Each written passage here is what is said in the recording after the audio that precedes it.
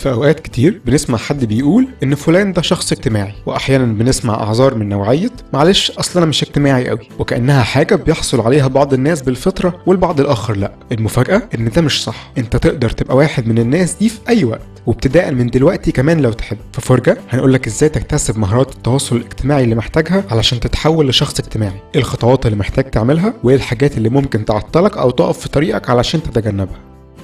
الانتقاد الدائم والمستمر سواء للناس او حتى لنفسك واحد من الاسباب اللي ممكن تخليك منعزل. طول ما انت بتركز على اخطاء الاخرين هتفضل شايف ان مفيش حد يصلح يكون صديقك، وطول ما انت منتقد لنفسك ولاخطائك هتظن ان محدش ممكن ابدا يحب يتعامل معاك، والنتيجه في الحالتين انعزال ووحده. ابدا من النهارده وفكر نفسك كل شويه ان مفيش حد كامل، كلنا بنغلط وهنغلط وكلنا مليانين عيوب. فمن الذكاء انك تعود نفسك تبص على الجوانب الايجابيه للناس الاول وتتقبل الجميع بعيوبهم ومميزاتهم.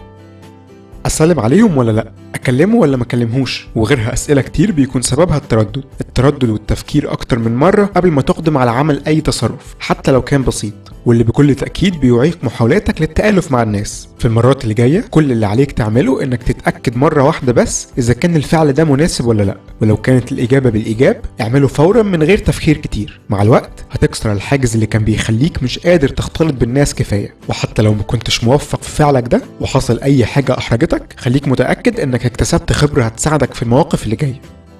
اغلب الناس اللي بيحبوا يكونوا لوحدهم بعيد عن الناس بيكونوا اما فاكرين انهم ملهمش قيمه تذكر وسط بقيه الناس وبالتالي فالاحسن ليهم يقعدوا لوحدهم علشان ما يضايقوش حد، اما فاكرين ان الاضواء دايما مسلطه عليهم فبيحبذوا ما ياخدوش اي تصرف اجتماعي خوفا من كلام الناس عنهم. وبنسبة كبيرة محدش فيهم بيكون صح. إدراكك إن أهميتك ووزنك في المجتمع متساوية تماما مع كل الناس حاجة هتسهل عليك جدا إنك تختلط بيهم وتزود من قدراتك الاجتماعية.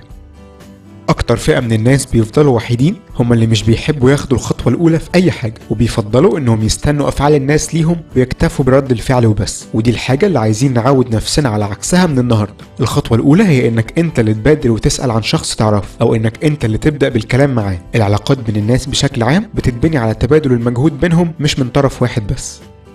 لازم نفهم كويس ان المهارات الاجتماعية في الاخر ما تزال مهارات لازم تدرب نفسك عليها، وعلشان تعمل كده لازم تدفع نفسك لمواقف تضطر فيها لاستخدام مهاراتك الاجتماعية دي. حاول تروح لحفلات او لتجمعات فيها عدد كبير من الناس، او شارك في اعمال تطوعية او نوادي ثقافية، وكن على يقين ان كل موقف بتحط نفسك فيه وسواء انتهى نهاية كويسة او لا بيزيد من رصيد خبرتك في المواقف اللي زي دي. اسمحوا لنا ناخد الوقت ونشكر كل واحد بيكتب لنا كومنتس او بيشير فيديوهاتنا على السوشيال ميديا. كل حاجة من دول وحتى لو بسيطة هي سبب سعادة وتحفيز لينا اكيد، وخليكم متأكدين اننا بنقرا كل الكومنتس بلا استثناء حتى لو مش بنقدر نرد عليهم كلهم. قولوا لنا بقى تحبوا تكون ايه مواضيع الحلقات اللي جاية. نشوفكم الفيديو الجاي.